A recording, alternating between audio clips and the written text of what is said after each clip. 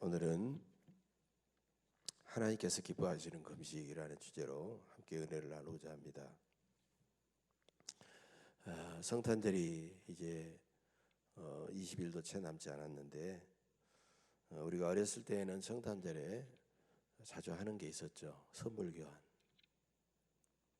아마 여러분들도 교회에서나 또 친구들까지 만나서 선물 교환을 해보셨을 겁니다. 선물에다가 번호를 붙이고 그 번호를 뽑으면 이제 사회자가 번호 앞에서 선물을 뜯어요. 그러면 선물 속에 쪽지가 있습니다. 그래서 그 선물을 준 사람이 거기다가 이제 춤을 추라든지, 그 다음에 노래를 부르라든지, 무슨 엉덩이로 이름을 써라든지 이런 식으로 이제 장기자랑을 하면서 깔깔대고 웃었던 그런 경험이 있습니다. 근데 어느 교회든지 꼭 이런 사람이 있어요. 장난기가 많은 사람이 있죠. 그러면 선물을 아주 큰 대형 박스에다가 포장에다가 선물을 넣어가지고 이상하게 큰 게 선물이 다른 선물들은 조그만데 어마어마하게 큰 선물이 있어요. 그럼 야, 저 속에 뭐가 들었지? 그러면 선물 속에다가 박스에다가 선물을 넣고 거기다가 연탄재, 또 쓰레기, 톱밥 이런 것들을 막 가득 채워가지고 갖다 놓은 거예요. 그 선물을 뜯어보고 거기에다가 막 연탄재가 나오고 막 쓰레기가 나오고 그러면 황당했던 그런 경험이 있었죠. 이사야 선지자가 살았던 이스라엘 백성들의 심령의 상태와 신앙생활도 그것과 비슷했다라는 거예요. 그들의 제사와 종교 행위는 대단히 그럴듯하게 포장을 했어요. 굉장하게 화려하게 포장을 했지만 그들의 마음속에는 연탄재 쓰레기 같은 위선과 허물과 죄악이 가득 들어 있었다는 겁니다. 이게 이제 1, 2절에 보면 나와 있죠. 크게 외치라, 목소리를 아끼지 말라. 내 목소리를 나팔같이 높여 내 백성에게 허물을, 야곱의 집에 그들의 죄를 알리라. 그들이 날마다 나를 찾아 나의 길을 알기를 즐거워함이 마치 공의를 행하여 그의 하나님의 규례를 저버리지 아니하는 나라 같아서 의로운 판단을 내게 구하며 하나님과 가까이 하기를 즐겨하느니라. 얼마나 그들이 열심히 제사를 드리고 예배를 드리고 율법을 연구하고, 특별히 그들이 했던 것 중에는 금식을 했어요. 금식. 열심히 금식을 했습니다. 금식이 왜 중요하냐? 그들에게는 중요했어요. 금식은 자신들의 신앙을 평가하고 측정하는 중요한 도구가 되었다는 거예요. 이게 다른 사람이 한 번 하면 나는 2번 금식하고, 다른 사람이 하루 하면 나는 이틀 금식하고, 내 신앙은 이 정도야 하고 사람들에게 보여주려고 했던 거죠. 그런데 2절에 보면 의로운 판단을 내게 구하며 이런 말이 나오거든요. 이것은 이런 뜻이에요. 내가 이런 일을 했으니 하나님 나를 의롭게 여겨주소서, 이런 뜻이에요. 하나님, 제가 최선을 다해서 금식했으니 저를 한번 봐주세요. 하나님, 저의 금식하기까지 하는 저의 신앙을 보시고 제 기도에 응답해 주세요. 제 기도를 들어주세요. 그들이 하나님께 인정받고 자신들이 드린 기도를 응답받고 싶어서 금식했다는 거예요. 금식이라는 종교 행위를 이용했다는 것이죠. 그들은 열심히 제사 드리고 금식자라고 봉사자라고 헌금까지 잘하고 정말 나무랄 것이 없는 그들의 삶이었어요. 여러분, 그러면 1등 교인 아닙니까? 제사장들이나 오늘날에 말한 목회자들로부터 야, 참 대단하다라고 1등 교인으로 인정받는 사람 아니에요? 1등 재직 아니에요? 근데 하나님께서 그들을 보시는 평가와 판단 기준은 전혀 달랐다는 것이죠. 하나님은 그들의 속마음에 있는 위선과 허물과 죄악을 보시고 하나님은 침묵하셨어요. 하나님의 오랜 침묵이 그들을 너무 또 괴롭혔어요. 하나님이 왜 침묵하시지? 이게 바로 3절에 나와 있어요. 우리가 금식하되 어찌하여 주께서 보지 아니하시오며 우리가 마음을 괴롭게 하되 어찌하여 주께서 알아주지 아니하시나이까. 하나님, 우리가 이렇게 열심히 금식하는데 어찌하여 하나님 우리를 보지 않으세요? 하나님, 우리가 이렇게도 힘들게 괴롭게 금식하는데도 하나님 우리 기도 왜 들어주지 않으세요? 불평하고 원망하고 따지듯이 하나님 앞에 그렇게 했다는 거예요. 그들이 깨닫지 못하면 하나님께서 아예 손에 쥐어줘야죠. 하나님께서 이렇게 말씀하셨어요. 보라, 너희가 금식하는 날에 오락을 구하며 온갖 일을 시키는도다. 그들은 금식하면서도, 금식은 하는데 금식하면서도 막 즐거운 일을 찾고 막 쾌락을 찾고, 자기 집에서 부리는 종들을 막 자기 돈을 벌게 해서 막 노동을 시키고 이런 일을 했다는 거예요. 여기까지는 그럴 수 있어요. 심각하게 금식하면서 논쟁하며 다투며 주먹질까지 했다. 이게 4절 5절에 나와 있어요. 기가 막힌 모습이죠. 보라, 너희가 금식하면서 논쟁하며 다투며 악한 주먹으로 치는도다. 너희가 오늘 금식하는 것은 너희의 목소리를 상달하게 하려는 것이 아니니라. 이것이 어찌 내가 기뻐하는 금식이 되겠으며 이것이 어찌 사람이 자기의 마음을 괴롭게 하는 날이 되겠느냐. 여러분, 금식이 뭡니까? 금식은 식욕을 끊고 육신의 욕망을 끊어버리고 하나님 앞에서 나 자신을 돌아보면서 철저하게 회개하고 바로 서는 것이요, 정결하게 되는 것이 바로 금식입니다. 그런데 그들은요, 금식은 하는데도 그들은 논쟁하며 다투며 악한 주먹으로 쳤다라고 성경에 나와 있어요. 하나님은 그들의 엄청난 이 위선적인 행위, 이 금식의 이런 행위를 보시고 기가 막혔어요. 그래서 하나님께서는 직접 그들에게 하나님 당신이 기뻐하는 금식을 이렇게 말씀하고 계세요. 이게 바로 6절 7절에 나와 있습니다. 내가 기뻐하는 금식은 흉악의 결박을 풀어주고 명예의 줄을 끌어주며 압제당하는 자를 자유하게 하며 모든 멍에를 꺾는 것이 아니겠느냐. 또 줄인 자에게 내 양식을 나눠주며 유리하는 빈민을 집에 들이며 헐벗은 자를 보면 입히며 내 권력을 피하여 스스로 숨지 않은 것이 아니겠느냐. 하나님께서 기뻐하는 금식이 뭐냐? 공의를 세우는 것입니다.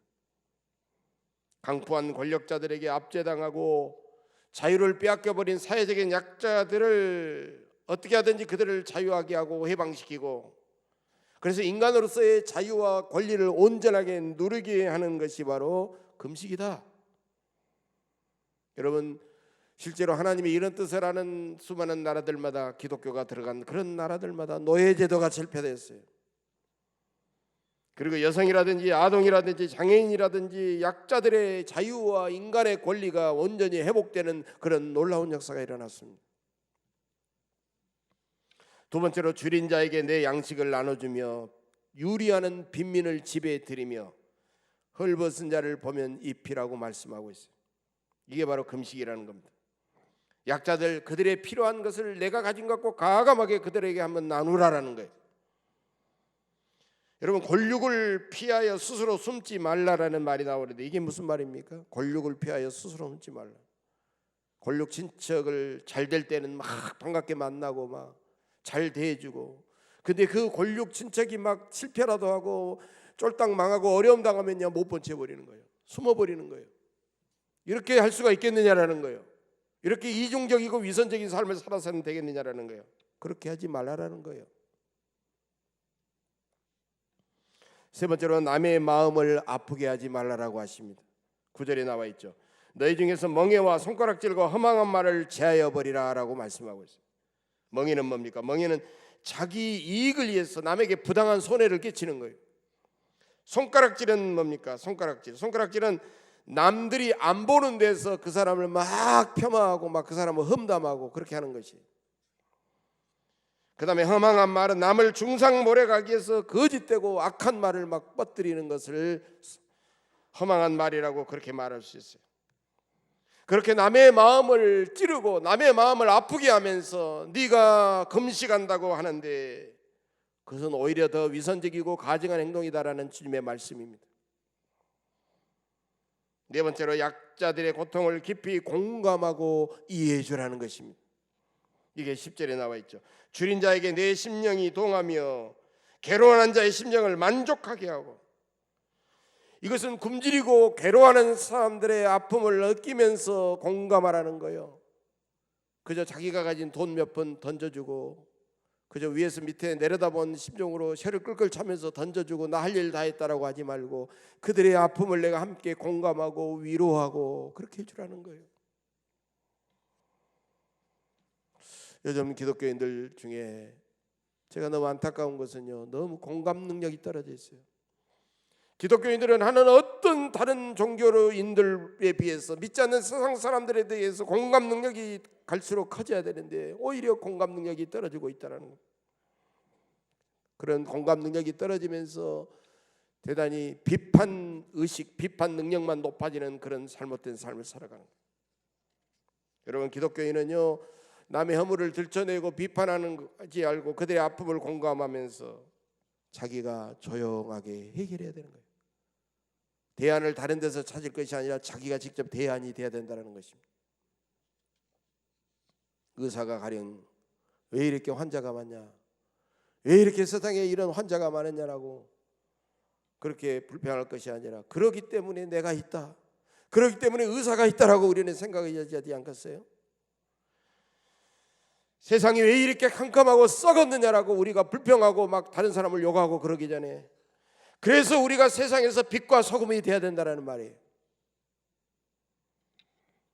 우리가 아파트 나가다 보면 복도에 누가 쓰레기를 버렸잖아요. 아니, 누가 쓰레기를 버렸냐 막 알리고, 막 경비실에다가 알리고, 막 창문에 알려고 하지 말고 자기가 쓰레기 들고 와서 버리면 되잖아요. 자기가 직접 치우면 되지 않습니까? 불평하고 원망하는 것은 쉬운 일이에요. 그러지 말고 우리가 꼭 참고 자기가 직접 나서서 자기가 대안이 되고 자기가 직접 해결해야 된다는 것입니다. 한국 교회는요, 초창기부터 우리 민족의 어려운 문제에 직접 나섰습니다. 그런 아름다운 전통이 우리 한국 교회에 있어요. 교회, 민족의 문제를 교회의 문제로 직접 나섰던 대한 공동체가 한국 교회였어요. 한국 교회는 독립운동에 앞장섰습니다. 만세운동에 앞장섰습니다. 초창기 선교사들은 목회자들과 함께 굶주림과 추위에 사람들이 지나다가면 얼어 죽는 거예요. 그러면 그 얼어 죽은 시신을 또 수습해 가지고 장례식을 쳐주고, 성미를 모아서 목회자들을 대접할 뿐만 아니라 가난한 사람들을 막 구제를 했습니다. 교회는 헐벗은 사람들에게 옷을 입혔고, 글을 모르는 사람들에게 글을 가르쳤고, 억압받던 여성들의 이름과 권리를 당당하게 찾아주었고, 가정에서 술을 먹고 폭군처럼 군림하던 수많은 남성들의 책임과 사명을 그들에게 일깨워줬던 것이 바로 한국교회였어요. 여러분, 하나님은 돈 많고 힘 있는 사람을 쓰시지 않습니다. 돈 많고 힘 있는 사람을 쓰시지 않고, 돈도 없고 힘도 없지만 하나님 아버지의 마음을 느끼고 그 마음을 어떻게 하든지 이웃들에게 전해보려고 노력하는 그런 사람들을 쓰신다는 거예요. 사도행전에 나온 초대교회 교인들, 부자들만 불러내는 것이 아니었어요. 가난한 사람들 많았어요. 그러나 그들은 땅끝까지 복음을 전해라, 우리는 복음 전하니까 가난한 사람들, 교회 가난한 사람들을 우리는 필요 없어, 그들은 우리가 못 본 치야 돼 하지 말고, 우리 복음 들고 나가는 게 전하지 않고 그들은 선교하기 전에 구제부터 먼저 시작했던 거예요. 성령이 충만해지자 자기들은 이렇게 먹을 것 입을 것 걱정 없이 살아가는데, 눈이 열리면서 가난한 자들, 헐벗은 자들이 보이게 되었고, 자기 도시락을 나누게 되었고, 자기가 입은 옷을 벗어서 그들에게 주면서 자연스럽게 구제가 교회 안에서 시작됐던 것입니다. 그래서 그들은 자기의 가진 것을 기꺼이 내놨던 것이, 의무감으로 하지 않았습니다. 체면체료로 하지 않았습니다. 성령이 충만한 사람부터 시작하게 되니까 교회의 공동체 전체로 퍼져나가게 되었던 것이에요. 그래서 교회는요, 유무상통을 하면서 부족한 점이 없이 넉넉한 삶을 살아갔고, 수많은 사람들이 하나님을 찬미하면서 교인들을 부러워하면서 교회 안으로 몰려들면서 초대교회는 5,000명, 10,000명의 그런 엄청난 교회들이 됐던 것이. 여러분, 우리에게 중요한 것은 소유가 아닙니다. 내가 뭘 가졌느냐가 중요한 것이 아니에요. 하나님 아버지의 마음에 내가 어떻게 반응하느냐. 여러분, 반응은 즉각 반응을 해야 되겠죠. 하나님은 그런 사람과 가정과 교회에 넘치도록 복을 부어주실 줄로 믿습니다. 하나님은 한국교회가 지금 요즘 가장 먼저 이웃사랑을 회복하기를 원하십니다. 우리에게 믿음을 회복하고 기도운동을 하고 이것이 중요한 게 아니에요. 어떻게 보면 더 중요한 것은 이웃사랑을 우리가 회복해야 된다는 거예요. 성경에서 하나님은 우리에게 복받는 비결을 이미 말씀하고 계세요. 신명기 14장 29절의 말씀입니다. 너희 중에 분깃이나 기업이 없는 레이인과 내성 중에 거류하는 객과 및 과와 가부들이 와서 먹고 배부르게 하라. 그리하면 내 하나님 여호와께서 내 손으로 하는 범사에 내게 복을 주시리라. 여러분, 이것은 신명기에만 11번이나 계속 나오고 있어요. 두세 번 나온 것도 아니고 11번 나왔다는 것은 하나님께서 얼마나 이 말씀을 강조하고 계시는지 하나님의 마음이라는 거예요. 더더욱이 이 말씀은 그들이 신명기를 기록할 때니까요, 광야에서 또 돌아다닐 때요, 가나안 땅에 들어가서 농사 지을 때 주신 말씀이 아니에요. 만나를 먹고 메추라기를 먹고 헐벗고 굶주리고 넉넉하지 않을 때 주신 말씀이다. 안정되지 않았어도, 넉넉하지 않았어도 너희가 가난하고 어려운 이웃들을 사랑하고 구제해야 된다라는 말씀입니다. 여러분, 우리가 넉넉하지 않을 때 남을 사랑하고 구제하지 않은 사람은 부자 되어도 못합니다. 우리가 구제하는 사람은 넉넉히 사는 게 아니에요. 가만 보세요. 가난해도요, 그걸 쪼개가지고 이웃을 구제하는 거예요. 이게 진짜 구제라는 겁니다. 여기서 나온 레위인은 오늘날 목회자나 선교사들을 가리킵니다. 복음을 위해서 일하는 사람, 주님 앞에 예배를 주관하고 제사를 주관하는 사람. 객은 그야말로 나그네죠. 우리 주변의 외국인 노동자들과 다문화 가족 사람들과 탈북자들과 그런 사람들을 가리키는 거예요. 고아와 가부는 우리가 잘 알고 있습니다. 이 사람들을 잘 보살피고 섬기고 구제하면 하나님은 풍성한 복을 너희들에게 넘치도록 주시겠지만, 그들을 외면하고 그들을 만약에 멸시한다고 하면은 하나님은 너희들을 저주할 것이라고 그렇게 말씀하고 있습니다.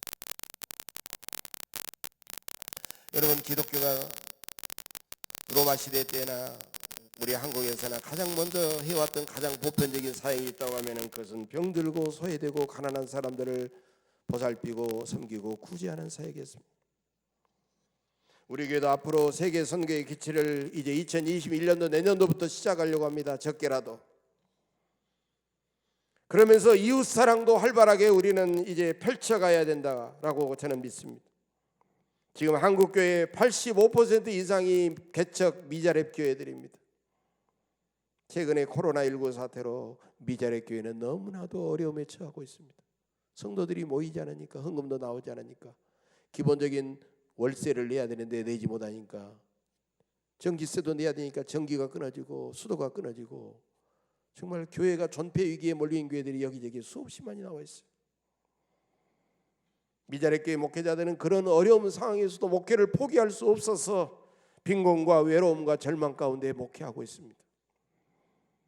그분들에게 따뜻한 위로와 도움이 절실하게 필요합니다. 또한 장애인들과 재소자들과 그의 가족들과 다문화 가정과 남편 없이 힘든 일을 하면서 자녀들을 기르는 싱글맘, 그 다음에 미혼맘, 그런 사람들을 우리가 세세하게 살피고 돌봐야 됩니다. 작은 규모부터라도 우리는 그들을 섬겨야 됩니다. 여러분, 이웃을 돕는 일에는 많은 오해도 따라오고 비난도 따라옵니다. 자기도 뭐 가난하면서 지가 뭐가 있다고 남을 도와줘, 이런 것부터 시작해가지고 마귀는요, 오해와 비판을 받기 싫어서 그러면 내가 안 하지 하는 것을 가장 좋아하는 거예요. 선교나 구제를 하려고 하면 마귀가 심하게 공격합니다. 그러면 아이고 우리가 어려움에 처했네 생각하고 그만 둬버릴 것이 아니라, 우리는 그러면 그럴수록 선교하려고 하고, 그러면 그럴수록 우리는 어려운 사람들을 구제하려고 해야 된다는 거예요. 이웃을 사랑하는 행동은요, 주변 사람들에게 잔잔한 감동을 줘가지고 그들이 또 다른 사람, 그 받은 은혜를 감동하는 사람은요, 자기들도 또 다른 사람을 구제하고 섬기는 그런 일들이 있게 된다는 것이. 성도들 간에도 이런 운동이 넓혀져야 됩니다. 교회들 간에도 이런 일들이 있어야 됩니다. 종교들 간에도 이런 일들이 있어야 됩니다. 서로 돕고 살아가는 건 너무나도 감동적이고 아름다운 일이에요. 몇 주 전에도 어떤 권사님이 오셔가지고, 목사님, 우리 교회 누구누구가 이렇게 힘든데 구제했으면 좋겠어요. 제가 그냥 무명으로 했어요. 그러면서 이렇게 다 상당히 큰 돈인데도 하더라고요. 너무너무 제가 감동을 받았습니다. 예, 잘 전해드리겠습니다. 은밀하게 이렇게 하시는 분들이 하나님이 모르시겠어요?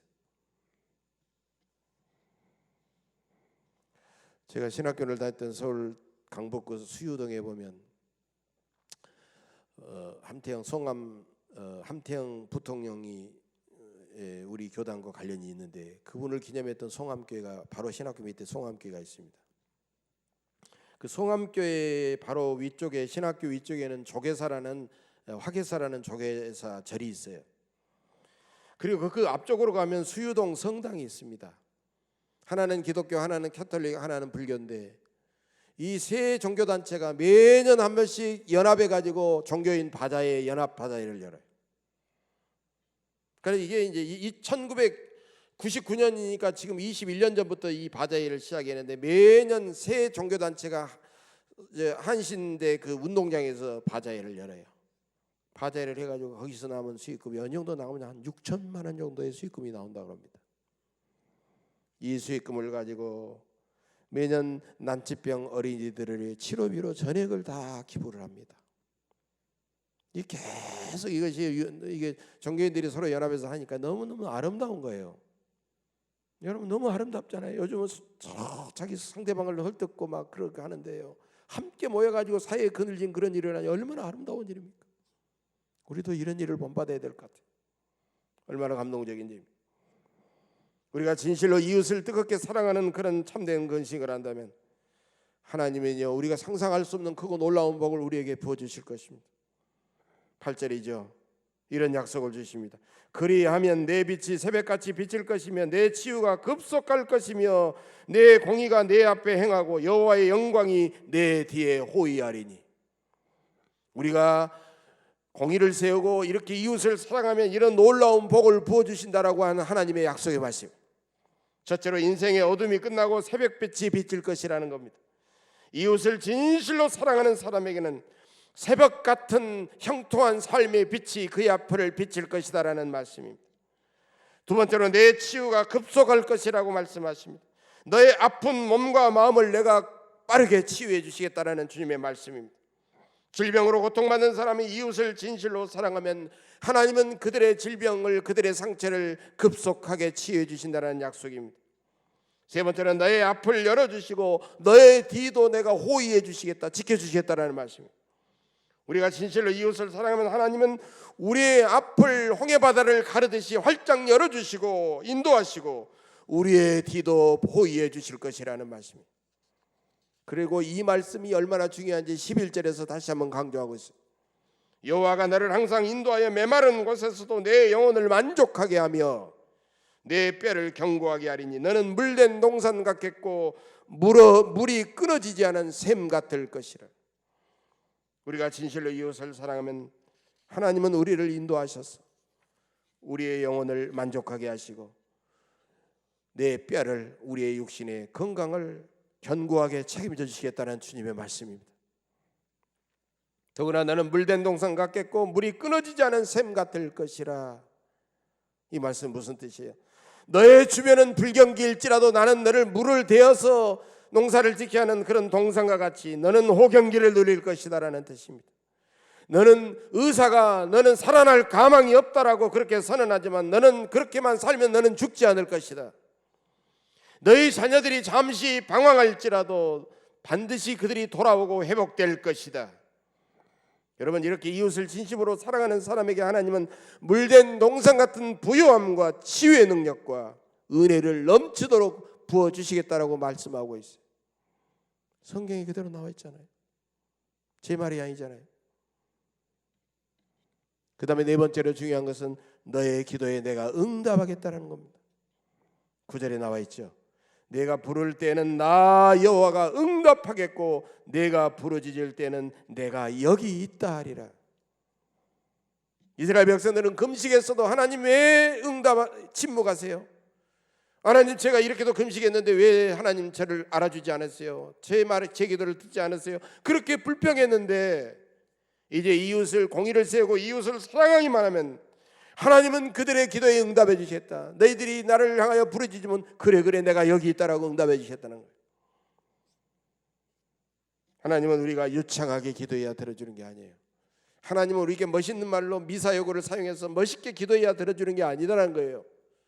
단지 우리가 하나님 말씀에 순종하고 이웃을 사랑하기만 하면 그 기도에 응답해 주시겠다는 것입니다. 마지막 다섯 번째로 너의 자손이 복된 사람들이 될 것이다. 이게 바로 12절 말씀이에요. 내게서 날 자들이, 후손들이죠. 내게서 날 자들이 오래 황폐된 곳을 다시 세울 것이며 너는 역대의 파괴된 기초를 쌓으리니 너를 일컬어 무너진 데를 보수하는 자라 할 것이며 길을 수축하여 거할 곳이 되게 하는 자가 되리라. 여러분, 부모된 우리로서, 조상된 우리로서 가장 공통적으로 드리는 기도 제목이 있다면 뭐겠어요? 그것은 바로 우리의 자녀들이 하나님 잘 섬기고 복받아서 수많은 사람들에게 사랑받고 존경받고 이름까지 드러내면서 아름답게 살아가는 거 아니겠어요? 우리 자녀들이 잘 되는 모습이 아니겠느냐는 거예요.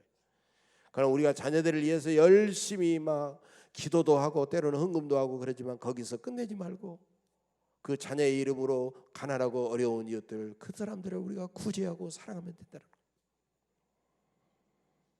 그래서 여기에 대한 말씀이 시편 37편에도 나와 있어요. 자녀에 대한 복, 시편 37편에 보면 이런 내용이 나왔어요. 하나님은 이웃에게 은혜를 베풀고 꾸어주기를 그치지 않은 그런 사람을 의인으로 여기고 기뻐하셔서 그들의 손으로 그들을 붙들어 주시고 그의 자손들이 걸식하지 않도록 얻어먹으러 다니지 않도록 그들을 책임져 주시겠다라고 말씀하고 있습니다. 여러분, 이웃을 진실로 사랑해서 여러분의 자손이 이런 복된 삶을 누리시기를 간절히 바랍니다. 하나님을 믿고 하나님을 뜨겁게 사랑하는 사람은요, 마치 면난 몰두가 흐르는 고압성과 같은 사람이라고 그렇게 비유하는 사람도 있어요. 우리는 눈에 보이지 않아도 우리에게는 하나님의 엄청난 사랑의 전류, 은혜의 전류가 우리에게 흐르고 있는 거예요. 그래서 우리가 이웃을 사랑하면서 그들의 손을 붙잡게 되면 그 사랑의 고압선 전리가 그들에게 찌릿 하면서 그들에게 들어가게 되면서 깜짝 놀라게 되는 거예요. 그리고 그 사랑에 감동하는 겁니다. 그러면서 저들이 나에게 사랑을 했는데 나도 저들을 갚으려면 어떻게 해야 되는 것이죠? 다 알아요. 그래서 교회 나오게 되고 예수 믿게 되고 그들을 구원하게 되는 것이죠. 제가 은혜로운 설교를 하면 교인들이 반응이 있고 목사님 오늘 은혜 받았습니다 그러면요, 너무너무 기분이 좋죠. 기분이 있고, 그리고 하나님께서 그래 내 종아 오늘 열심히 설교 준비해서 말씀 전해서 성도들이 은혜 받았으니 하면서 하나님은 막 기뻐하는 것 같이 느끼는 거예요. 근데 그것보다 더 크게 기뻐하는 것은요, 어려운 동역자들을 위해서, 가난한 이웃들을 위해서 내가 가진 것 쪼개서 또 다른 사람의 이런 것들을 받아가지고 막 후원하고 섬기고 그럴 때 하나님께서 너무너무 기뻐하시는 것을 저는 경험합니다.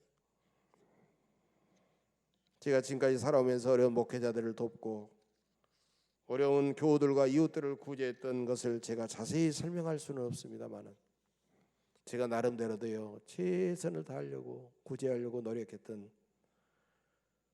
그래서 막 교회에서는 뭐 한 100만 원도 받지 못하는데 뭐 애들을 2명이나 대학 보내면서 너무너무 힘겨워하는 사람들을 구제하거나, 제가 직접 구제하지 못하면 권사님, 좀 넉넉한 권사님들이 권사님 사실이 이렇습니다, 제가 쓰려고 하는 게 여러 분이 있어서 권사님 혹시 구제할 생각 있으면 해주겠어요? 아이고 목사님 그러면 제가 해주시죠. 그래가지고 탁탁 100만 원 200만 원 또 주시는 거예요. 계속 저는 연결된 작업만 하고.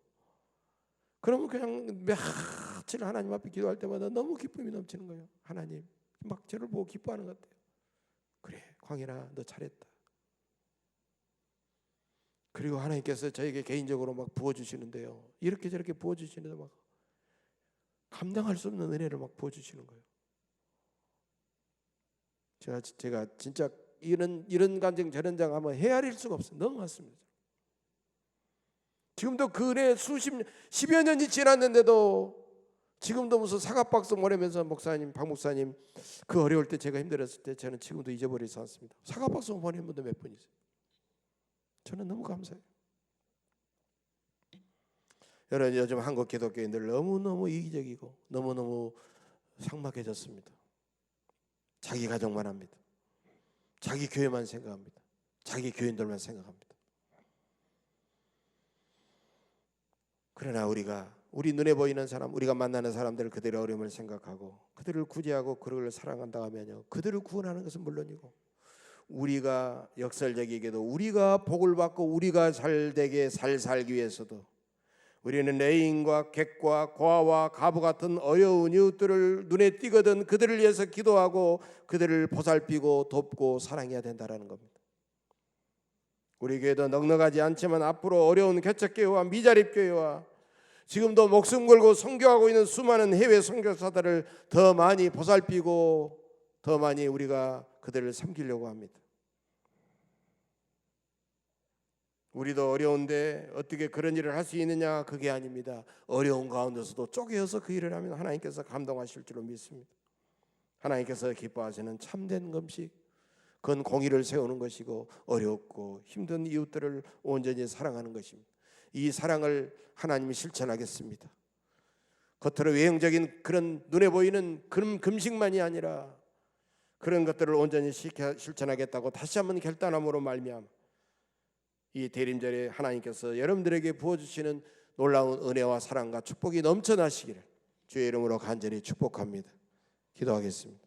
자비로우신 아버지 하나님,